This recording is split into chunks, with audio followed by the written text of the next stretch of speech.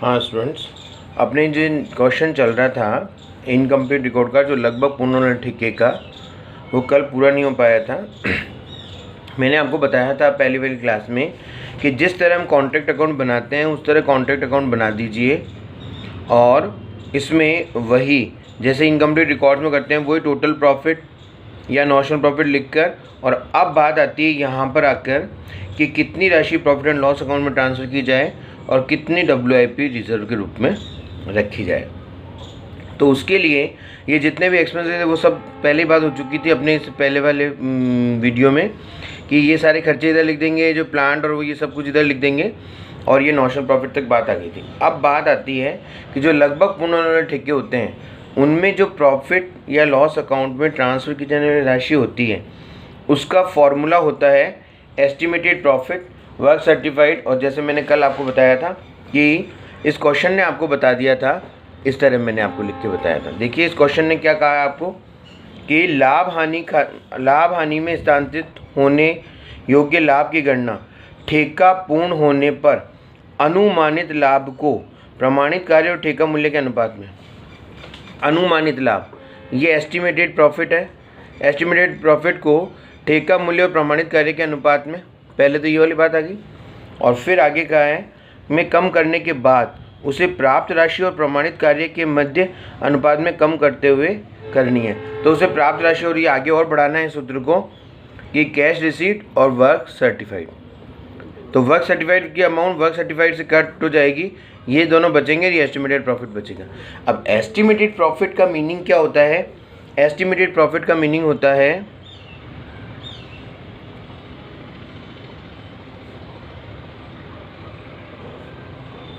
Contract price minus estimated cost. Estimated cost का मतलब क्या होता है? कॉन्ट्रैक्ट प्राइस आप जानते ही हैं। एस्टिमेटेड कॉस्ट का मतलब क्या होता है कि अब तक लगे खर्चे, अगर अपन इसको और क्लियर समझना चाहें, अब तक लगे खर्चे एक्सपेंसेस प्लस ठेका पूरा होने तक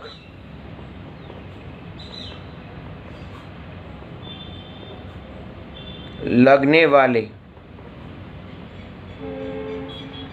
अनुमानित खर्चे या अनुमानित व्यय, इन दोनों को मिलाकर कहा जाएगा estimated cost.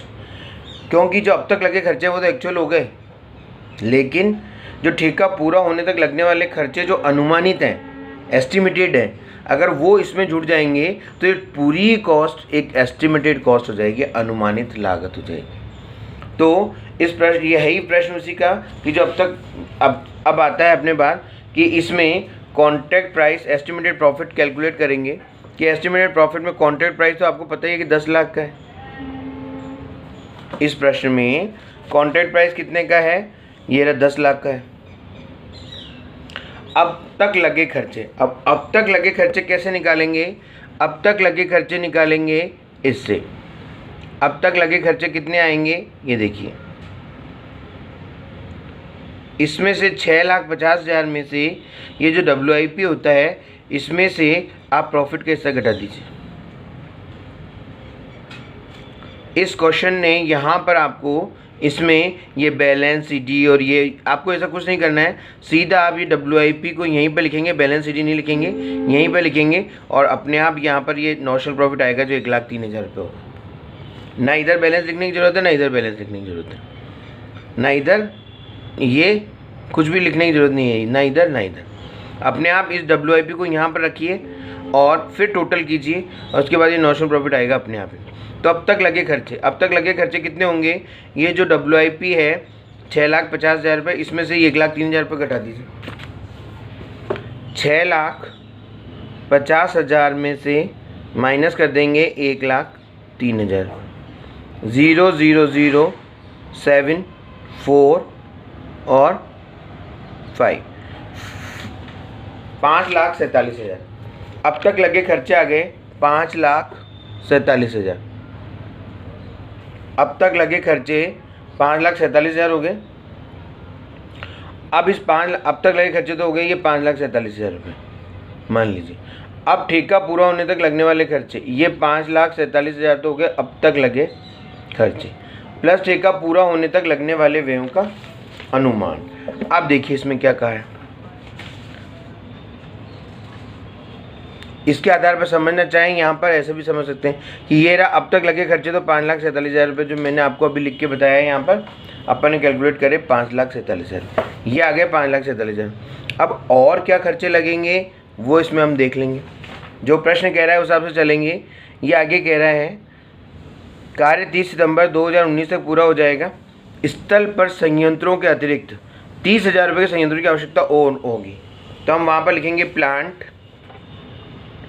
Additional cost of plant, स्थल पर कितना है देखिए, प्लांट एट साइट है 20,000 का, इसके अतिरिक्त तो 20,000 तो लगेगा ही लगेगा, इसके अतिरिक्त 30,000 रुपये की और आवश्यकता होगी, तो 20 और 30 50। और फिर क्या कहा इसने कि 12,000 रुपये का ये अंत में बच जाएगा, शेष रहे सभी संयंत्र 12,000 के होंगे, तो 30 और 20 50 में से 12 चले जाएंगे तो 38,000 रुपये के काम में आ जाएगा, 38,000 का। Additional cost of material, additional cost of material. अब आगे क्या कह रहे हैं, कार्यस्थल पर 31 मार्च 19 को शेष सामग्री के अतिरिक्त 1,01,000 रुपये की सामग्री और 7,000 रुपये की विविध व्यय और लगेंगे। मतलब जो मटेरियल बचा है उसके अतिरिक्त 1,01,000 की लगेगी, तो मटेरियल कितना बचा है 6,000 का, 6,000 additional cost of material 6,000 plus 1,01,000 1,07,000 हो जाएगा। सन्ड्री एक्सपेंसेस फॉर 7,000 बताया है।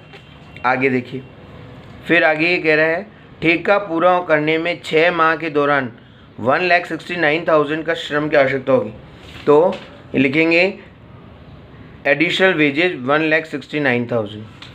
फिर आगे संस्थापन व्यय प्रति माह वही होंगे जो गत वर्ष में थे। अब संस्थापन व्यय जो एस्टैब्लिशमेंट एक्सपेंसेस हैं देखिए पहले कितने थे, एस्टैब्लिशमेंट चार्जेस थे 10,000 रुपये, 10,000 रुपये थे पूरे साल के 12 महीने के। तो हमारा अब ये कॉन्ट्रैक्ट पूरा कब हो जाएगा, अगले 6 महीनों में। तो 12 महीने के 10,000 होते हैं तो 6 महीने कितने होंगे 5,000 रुपये। ये ना एस्टैब्लिशमेंट चार्जेस फॉर 6 मंथ्स, 10,000 को 6/12 कर देंगे 5,000 आ जाएगा। फिर इसने कहा था आगे आपको ये कि that ₹18,000 would be sufficient to provide for contingencies, contingencies के लिए 18,000 रुपये का आयोजन करना था, तो 18,000 रुपये और लिख देंगे रिजर्व फॉर कंटिजेंसी। ये अब तक लगे खर्चे और इन सबको जोड़ देंगे, ये आ गई 8,91,000। कॉन्ट्रैक्ट प्राइस में से लेस कर देंगे तो आ जाएगा एस्टिमेटेड प्रॉफिट, ये आ गया 1,09,000 एस्टिमेटेड प्रॉफिट। देखिए यहाँ पर जो नॉशनल प्रॉफिट आया है उससे हमें उस सूत्र में काम में नहीं लेना है, उसको सूत्र में हमें काम में लेना है एस्टिमेटेड प्रॉफिट। तो ये एस्टिमेटेड प्रॉफिट इसलिए निकाला है हमने कि 8,91,000 रुपये जो एस्टिमेटेड कॉस्ट होती है, contract price minus estimated cost, ये रहा फॉर्मूला लिखा था मैंने, estimated profit is equal to contract price minus estimated profit cost. Estimated cost में अब तक लगे खर्चे और वो सब पूरा होने तक के लगने वाले खर्चे, सबका जो वैल्यू आया, जो अमाउंट आया वो आया 8,91,000, 8,91,000। 10 लाख में से लेस कर दिया तो 1,09,000 हो गया एस्टिमेटेड प्रॉफिट। तो अब यहाँ पर फॉर्मूले में आएगा एस्टिमेटेड प्रॉफिट 1,09,000 वर्क सर्टिफाइड हमने निकाला था कि इसने बताया था आपको कि 4,80,000 रुपये प्राप्त हुआ, जो कि वर्क सर्टिफाइड का 80% है। तो ये खुद 80% है तो उसका वर्क सर्टिफाइड निकाल लिया था हमने, 6 लाख आया था, और ये इसमें ये यहाँ पर शो किया था 6 लाख।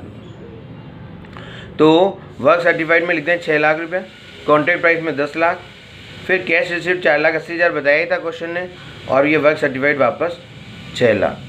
तो ये 6 से 6 कट गया, और इसको जब अपन पूरा सॉल्व करेंगे तो 52,320, 52,320 ये अमाउंट होगा, amount to be transfer in P&L account. तो अब देखिए आप यहाँ पर कि to P&L account 52,320 out of 1,03,000, ये जो नॉशनल प्रॉफिट है इसमें से, हालांकि किया हमने एस्टिमेटेड प्रॉफिट से है, लेकिन यहाँ पर जो अमाउंट है 1,03,000 इसमें से इतना P&L में चला जाएगा और बाकी का रिजर्व के रूप में रख दिया जाएगा। तो बस इसी से रिलेटेड फिर आगे ये जो 2 और खाते इसने खुलवाए हैं वो खुल जाएंगे। मेन अकाउंट यही है आपका कॉन्ट्रैक्ट अकाउंट। अगर कॉन्ट्रैक्ट अकाउंट आपने सही बना लिया तो इससे एक तरीके से लेजर पोस्टिंग करनी है इनमें। तो कॉन्ट्रैक्ट ही 4,80,000 में मिल गया और WIP जो चल रहा है उस हिसाब से ही आ जाएगा। WIP ये रहा, ये 6,50,000 रुपये, ये अब कॉन्ट्रैक्ट में चला जाएगा 50,600, क्योंकि ये WIP है जो 50,600 से ये इसमें आएगा और बैलेंस बच जाएगा क्योंकि अगले साल ये आ जाएगा। तो ये होता है लगभग पूर्ण होने वाले ठेके। तो अच्छा, जब एक साथ आपको कई वर्षों के ठेके बनाने हैं, जैसे 17 है, 18 है, 19 है, तो 17 का जो WIP है वो सबसे पहले 19 में ओपनिंग WIP के रूप में लिखा जाएगा। इस यहाँ पे ओपनिंग WIP के रूप में इसका जो WIP है ये रिजर्व के रूप में रखा गया और यहाँ पर आ गया जैसे WIP ये है 57,25,000, तो 57,25,000 इधर आना चाहिए और ये जो है ये जो WIP है 6,76,667 ये इधर आना चाहिए। तो जब ये इधर और इधर आना चाहिए, हो सकता इसमें से लेस करके डायरेक्ट लिख सकते हैं। तो इस प्रकार जो ये ओपनिंग और क्लोजिंग WIP का जो होता है वो इस प्रकार एंट्रीज होती है। तो यहाँ पर इस कॉन्ट्रैक्ट अकाउंट से रिलेटेड जो क्वेश्चंस हैं अब आप करेंगे और बस ये कंप्लीट हो गया। इसमें जो समझाने की बात थी वो सब कुछ हो चुकी है। अब आप कॉन्ट्रैक्ट अकाउंट से रिलेटेड क्वेश्चन करेंगे। Thank you.